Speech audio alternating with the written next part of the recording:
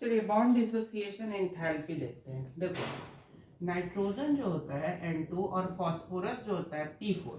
Nitrogen जो होता है वो केवल N2 बॉन्ड बनाता है, जबकि फास्फोरस जो है वो P4 बनाता है। दोनों का वैलेंसी सेम है, दोनों में वैलेंस इलेक्ट्रॉन सेम है। तब इतना डिफरेंस क्यों होता है बताया, जैसा कि इनका नाइट्रोजन का जो साइज होता है वो फास्फोरस के कंपैरिजन में काफी ज्यादा छोटा होता है और फास्फोरस का बड़ा होता है। अच्छा एक चीज बताओ, कोई अगर लंबी सी कोई चीज है, कोई लंबा चीज है, कोई लंबे चीज को तोड़ना ज्यादा आसान है एज कंपेयर टू अगर कोई छोटा चीज है। कोई छोटे चीज को तोड़ने में ज्यादा एनर्जी देना होगा और लंबे चीज को तोड़ने में कम एनर्जी देना होगा। तो नाइट्रोजन का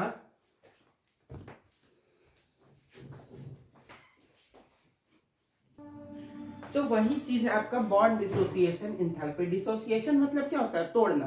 तो अगर बॉन्ड लेंथ लंबा होगा, बॉन्ड लेंथ क्या होगा, लंबा होगा, तो उसको तोड़ने के लिए लेस अमाउंट ऑफ एनर्जी चाहिए होगा। और वहीं बॉन्ड लेंथ अगर छोटा होगा तो उसको तोड़ने के लिए हाई अमाउंट ऑफ एनर्जी चाहिए होगा। तो यहाँ पे लिख देते हैं सिंपल कि अगर बॉन्ड लेंथ हाइयर होगा, बॉन्ड लेंथ क्या होगा, हाइयर होगा, तो लेस अमाउंट ऑफ एनर्जी चाहिए।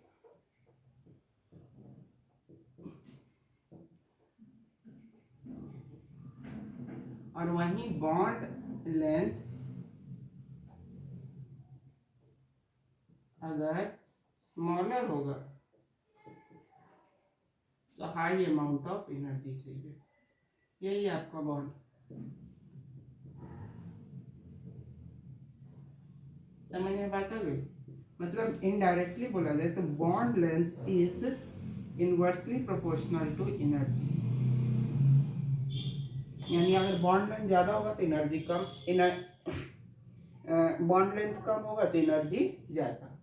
समझ में बात है। तो ये होगी आपका relation between bond length and energy. और यही बोलता है आपका बॉन्ड डिसोसिएशन एंथैल्पी। एंथैल्पी मतलब एनर्जी को, बॉन्ड को डिसोसिएट यानी बॉन्ड को तोड़ने के लिए क्या एनर्जी चाहिए होगा, तो उसका यही सब राम कथा है।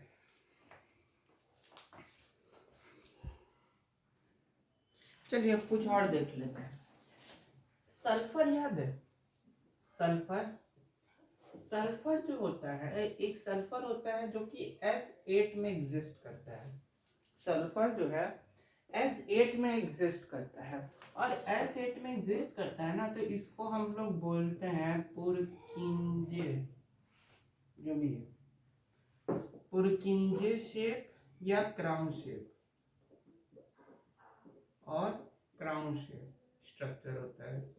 ठीक, मतलब सल्फर, ठीक, सल्फर, सल्फर, सल्फर, सल्फर, ठीक है। तो ये ऐसे ऐसे ऐसे ऐसे,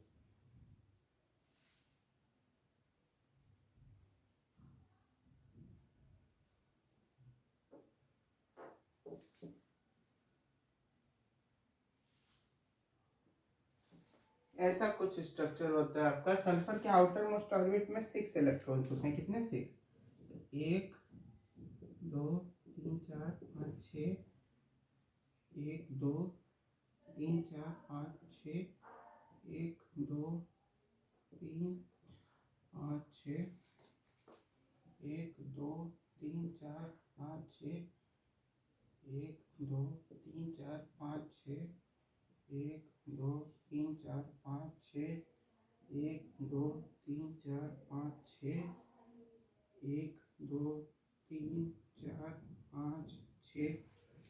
तो ये हो गया आपका सल्फर का। इसको हम लोग क्राउन शेप भी बोलते हैं सल्फर के इसको, और इसको पुरकिंजे शेप बोलते हैं क्योंकि इसका जो खोज है वो पुरकिंजे नाम के एक साइंटिस्ट थे, उन्होंने किया था। तो इसको हम लोग पुरकिंजे शेप के नाम से भी जानते हैं। एक चीज और कि ऑक्सीजन और सॉरी, अच्छा एक चीज और यहाँ पे देखोगे कि सल्फर जो होता है उसके आउटर मोस्ट ऑर्बिट में वैलेंस इलेक्ट्रॉन कितना है, 6। वहीं ऑक्सीजन का भी वैलेंस इलेक्ट्रॉन आपका होता है 6 और सल्फर का भी होता है वैलेंस इलेक्ट्रॉन 6। तो अगर दोनों का वैलेंस इलेक्ट्रॉन 6 होता है और दोनों का वैलेंसी भी आपका होता है 2, वैलेंसी भी क्या होता है 2, लेकिन तब भी ऑक्सीजन भी O2 के शेप में एग्जिस्ट करता है केवल, जबकि सल्फर एसिड के शेप में एग्जिस्ट करता है। तो ऐसा क्यों?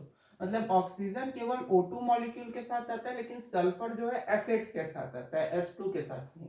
तो ऐसे इसलिए क्योंकि ऑक्सीजन जो है, फिर से वही सेम कारण, कि ऑक्सीजन जो होता है ना, इसका स्मॉलर साइज होता है, इसका साइज क्या होता है, स्मॉलर साइज होता है। और जो आपका ये है, इसका लार्ज साइज होता है, जिसके कारण ये दोनों जो है अलग अलग चीज शो करते हैं। जैसे सल्फर S8 के फॉर्म में एग्जिस्ट करता है, ऑक्सीजन O2 के फॉर्म में एग्जिस्ट करता है एटमॉस्फेयर में। समझ में बात आई? उसी तरह से जितने भी आपके hydrogen, nitrogen, oxygen, fluorine, sulphur, chlorine, phosphorus, bromine, I2, मतलब जितने भी 2 वाले हैं ना, Br2 हो गया, P2 हो गया, I2 हो गया, F2 हो गया, ये सारे के सारे का सेम स्ट्रक्चर होगा ऑक्सीजन जैसा, क्योंकि इन सारे का वैलेंसी सेम है, वैलेंस इलेक्ट्रॉन सेम है। अब हम लोग जानते हैं नॉन पोलर कोवैलेंट बॉन्ड, समझ गए, जिनमें सिमिलर एटम्स के होता है और वो कोई भी इलेक्ट्रिकली चार्ज को एडॉप्ट नहीं करते हैं। अब हम लोग जानते हैं पोलर कोवैलेंट बॉन्ड, यानी कि हेटेरो एटमिक के बारे में, जिसमें अलग अलग एटम्स आते हैं, डिफरेंट नॉन मेटल के एटम्स के बीच में जो बॉन्ड बनता है उसको हम लोग पोलर कोवैलेंट बॉन्ड बोलते हैं। उसको देखते हैं। पोलर कोवैलेंट बॉन्ड्स क्या होते हैं?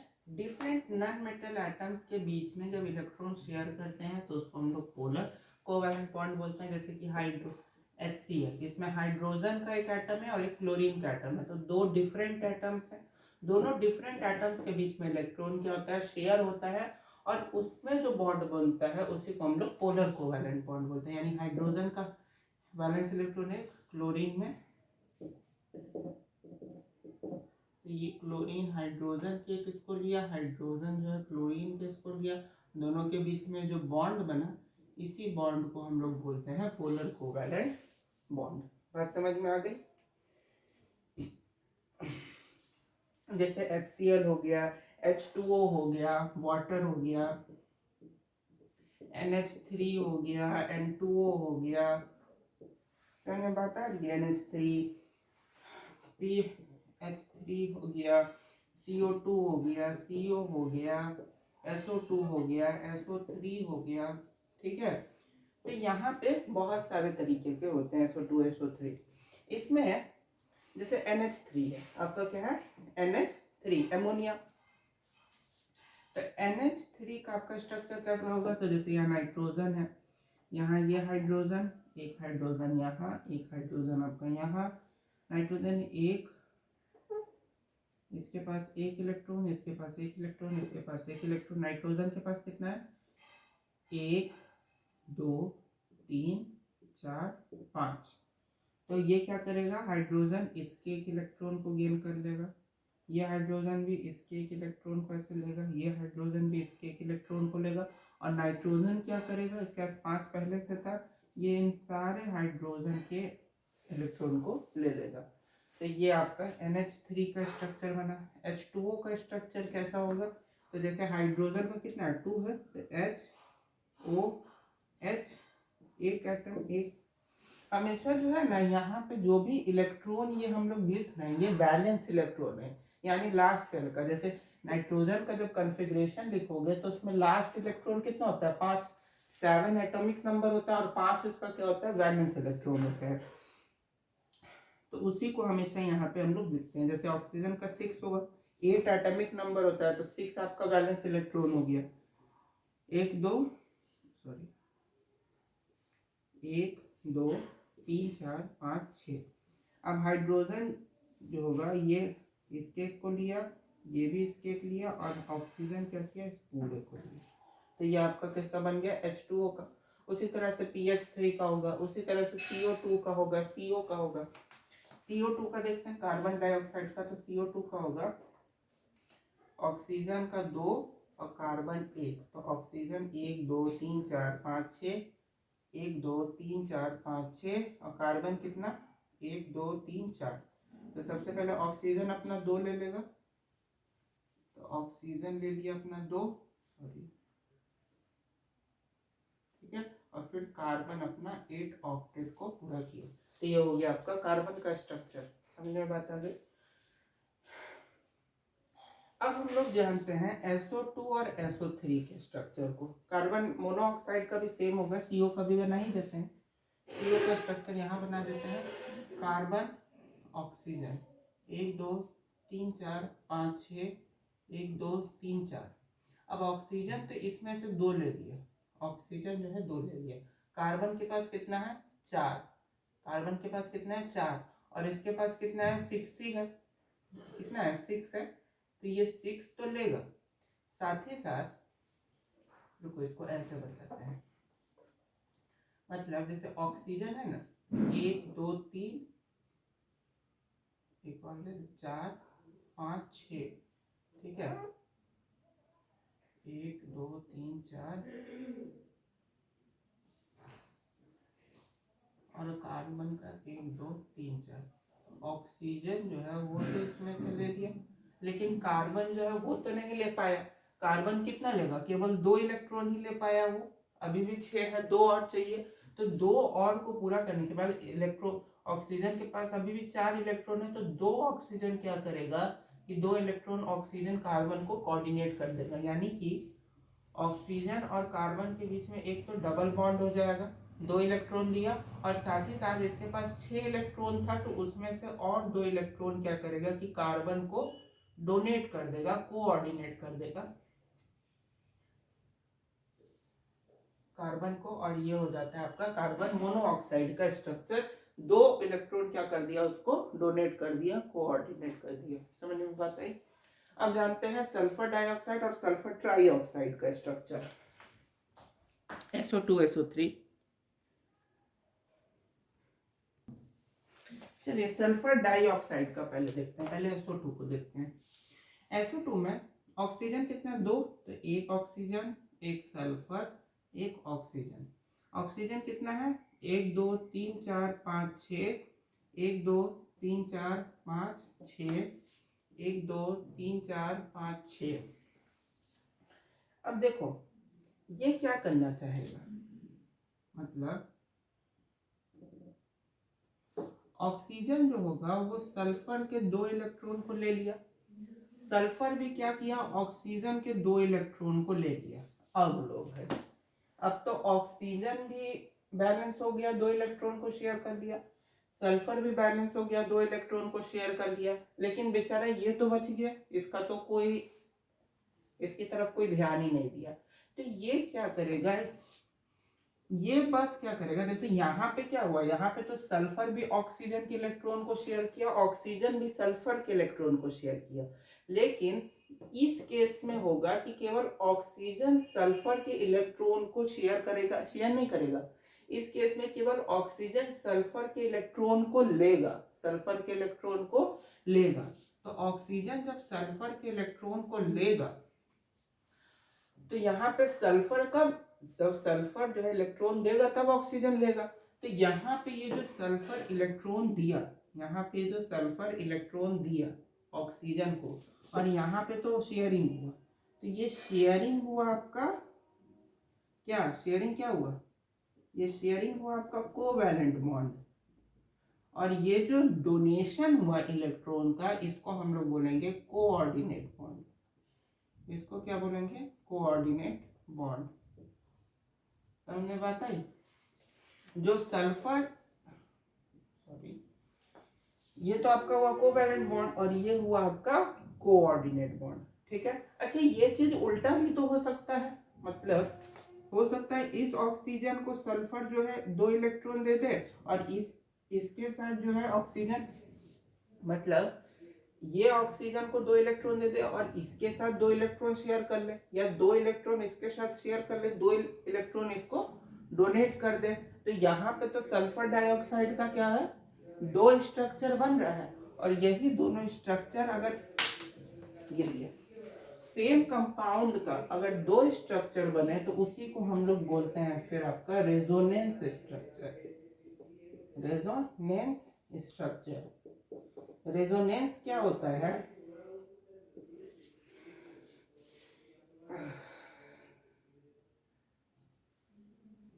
मतलब ऐसे कंपाउंड जिनका मॉलिक्यूलर फॉर्मूला सेम होता है लेकिन उनका केमिकल बॉन्डिंग का जो स्ट्रक्चर होता है वो डिफरेंट होता है। जैसे एक स्ट्रक्चर आपका सल्फर डाइऑक्साइड का ये भी है और एक स्ट्रक्चर आपका सल्फर डाइऑक्साइड का ये भी है।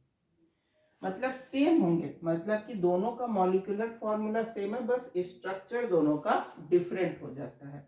समझ में बात आई? तो यही होता है आपका रेजोनेंस स्ट्रक्चर। रेजोनेंस मतलब होता है अलग, डिफरेंट चीजें। अब सल्फर ट्राइऑक्साइड का देख लेते हैं, SO3 का।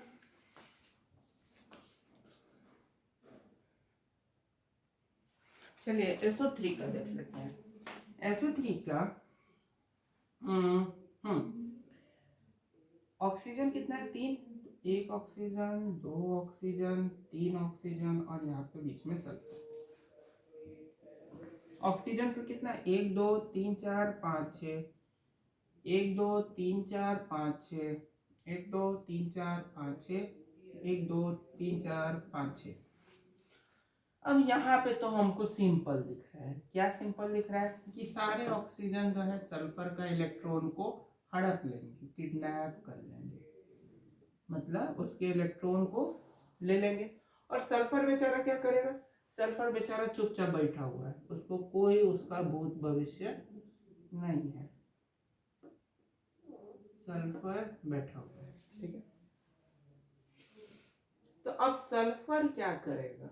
सल्फर जो है वो तो किसी एक ही ऑक्सीजन से अपना बस, मतलब सल्फर जो है ना, ऑक्सीजन को तो ये था कि हमको अपना ऑक्टेट पूरा करना है। अब सल्फर के पास 3 चॉइस है, या तो इस ऑक्सीजन के साथ ऑक्टेट पूरा कर लेगा, इसके साथ या इसके साथ, ठीक है।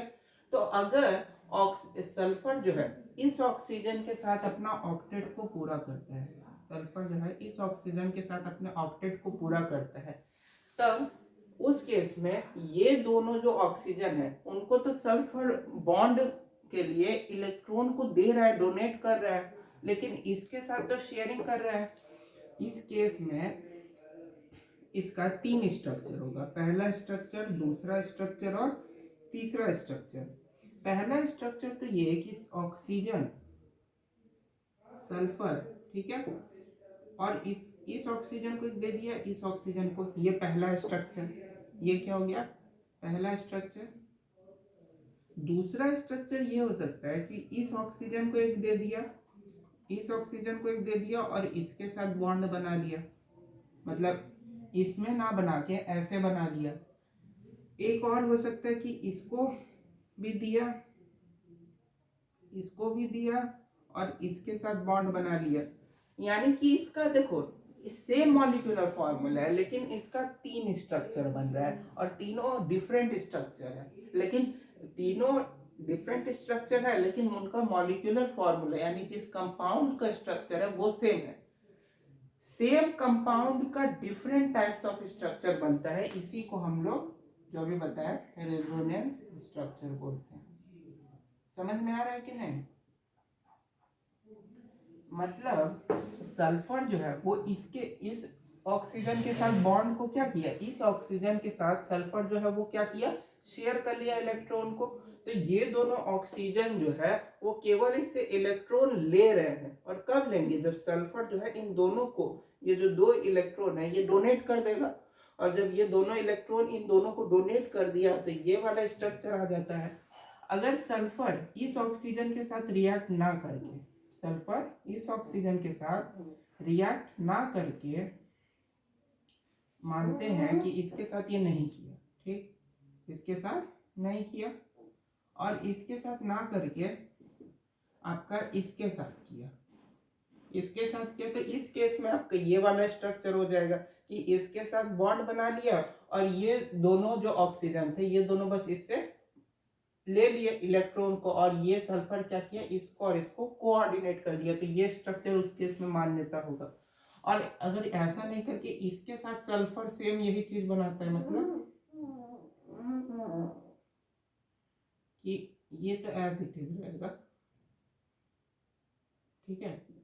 मानते हैं सल्फर इसके 2 इलेक्ट्रॉन को ले लिया, तो उस केस में आपका ये वाला स्ट्रक्चर मान्यता होगा कि इस ऑक्सीजन के साथ जो है डबल बॉन्ड बनाया और बाकी दोनों को क्या किया, केवल इलेक्ट्रॉन कोऑर्डिनेट कर दिया। बात समझ में आ गई। तो ये था आपका पोलर कोवैलेंट बॉन्ड। और इन सब में जो भी ये बॉन्ड बन रहा है, ये जो भी बॉन्ड बन रहा है, ये कैसा बॉन्ड है, ये बॉन्ड कैसा बन रहा है, polar covalent bond.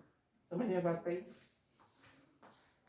Covalent bond तो बन रहा है, और कैसा कोवैलेंट बॉन्ड, तो पोलर कोवैलेंट बॉन्ड, यानी कि हेटेरो एटॉमिक मॉलिक्यूल्स का।